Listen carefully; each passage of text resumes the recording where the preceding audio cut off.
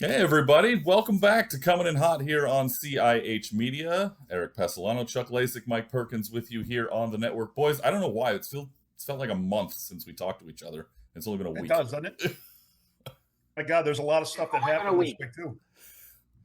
Yeah, there has been a lot that has gone on. Obviously, it's a holiday weekend, so there was a ton of things going on today. So we might as well just jump right into it. We're all hockey guys here. You can tell by Mike's background on his screen there. But Right to the final game. Right You to know, the final game.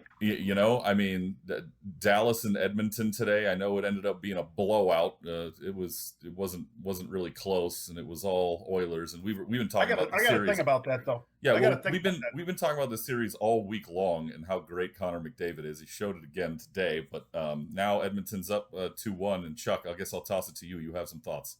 You know what? First of all, I mean, everybody's complaining about the goaltender Skinner. I thought Skinner was absolutely outstanding today. I think from where I think when I finally turned it off, I mean, they were out shooting him almost by 12 shots or something. I think the shots were like almost 30 to 18 or 30 to 32 to 20 or something like that at the point where I finally turned it off because I knew the game was done.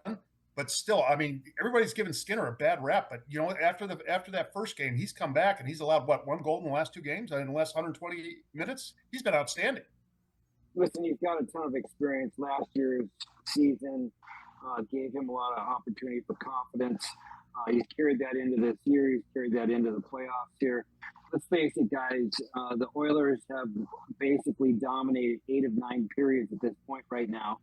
And really, the series should be 3-0, not 2-1, in my opinion. But the Stars found a way in one period to win a hockey game, and that's hockey, right? That you have one good period over the course of 3, and you can win a hockey game. But at the end of the day, I gotta go on record and just I'm not an Oilers fan, but I'm just gonna tell you this is looking to be their year. Let me tell you one other thing, Coach, too. I think right now McJesus is allowed to rest right now because he's getting help from other avenues. Look at what happened today. I mean, Hyman stepped up in a big way. He had a couple goals. He's getting help also. I mean, obviously Draisaitl's another one, but I think you're getting that secondary scoring from guys like Hyman and stuff like that. That just allows him to pull off the brakes and put that energy in storage for a little bit. I don't even know if they think that way, but as far as Zach Hyman goes, he's been a key component the last couple of years.